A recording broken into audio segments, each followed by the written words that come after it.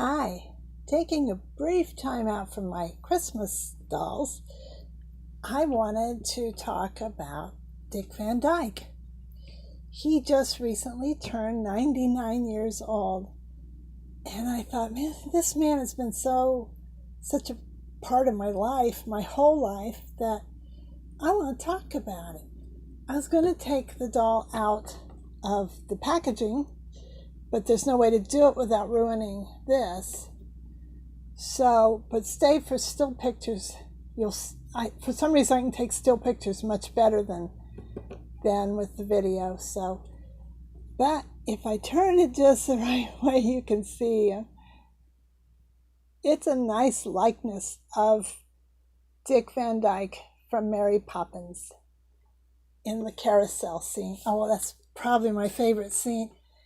But it comes, let's see, it was made in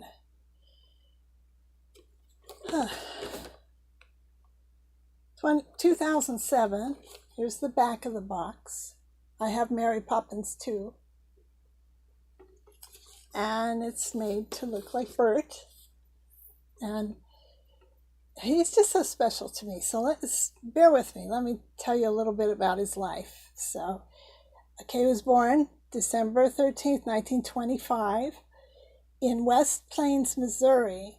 He grew up in Danville, Illinois. World War II, he served in the Army Air Corps. 1947 to 1953, he was part of a pantomime duo, which I'm sure he did the eulogy for Stan Laurel. So probably, I think they were even neighbors, possibly. But that explains why he was so good at pantomime. He made his Broadway debut in 1959, playing Bye Bye Birdie. He played that from 1960 to 61, and he won a Tony. Then he did the movie version in 1963. A little side note. Bye Bye Birdie was the very first movie my mother took me to. It was just she and I. And she didn't drive. We went on the bus, and she took me shopping. Downtown was a big deal back then, and she bought me a new pair of shoes. And she said that was a mistake because throughout the whole movie, I sat and looked at my shoes. They were red patent leather. Come on. But at any rate, Bye Bye Birdie. See, he figures large in my story. Bye Bye Birdie was my very first movie that I got to go to with my mom. Then he did Mary Poppins in 1964, one of my all-time favorite movies. It said, in what I was reading, it said he won a Grammy for the soundtrack. So it must have been his particular music, his songs or something. I don't know, but it said he won a Grammy. So he won a Tony and a Grammy. And he played Bert, Mary Poppins' friend, and he also played the banker. Then he did the Dick Van Dyke Show, 1961 through 66. He won 3 Emmys for that. And I know, for some reason, on my street, we were the only family that watched Dick Van Dyke. Most likely it was on against something else. And back then, there was no VCRs, no DVDs, no DVR. You had to pick what you were going to watch. And I think Mom said it was on against something that was in color, and people got color TVs, and they wanted to watch color. So, I don't know, but I'm glad we watched it because it was hilarious. And his brother Jerry played his brother. He said he could never work with his brother without laughing, and I could see why. Jerry Van Dyke was one of the funniest people ever. My uncle actually literally fell off the couch laughing at a pantomime, or he lip synced to Mule Train.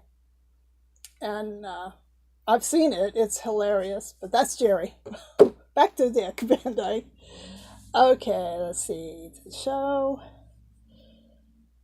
Then he did the new Dick Van Dyke Show, 71 to 74. I loved that too. Then he played an alcoholic in The Morning After. He was nominated for an Emmy for that. Then he did a variety show, VanDyke and Company. I from 1976. I don't remember it. So it's possible. See, there were only 4 stations back then, and it's possible my local station didn't carry it.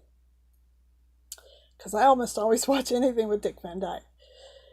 Let's see, Barry, he did the VanDyke Show with his son Barry. And of course he did Diagnosis Murder, also with Barry. And from 93 to 2001, which makes, I think it's funny, there's probably a whole generation that think of him from Diagnosis Murder and not the Dick Van Dyke Show or Mary Poppins or Bye Bye Birdie. So he had a lot of contributions to choose from. Oh, see, and then he was in Mary Poppins Returns, another really nice movie. 2018, he played the descendant of the banker. So Dick Van Dyke is just genuinely a good person who brings a lot of joy into this world.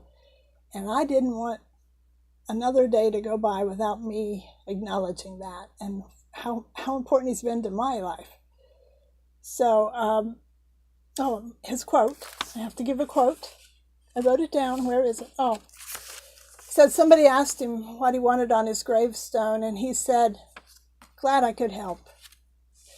Mr. Van Dyke, you did so much more than help. You sometimes made the difference in a good day and a bad day. What more can a person want, right? So there's the doll. Please stay for the still picture so you can see it better. Thank you for listening to my little tribute to Dick Van Dyke. I don't suppose he'll ever see this, but if he does, thank you, sir. And hope you like, comment, subscribe, follow me on Instagram. Until next time, toodles.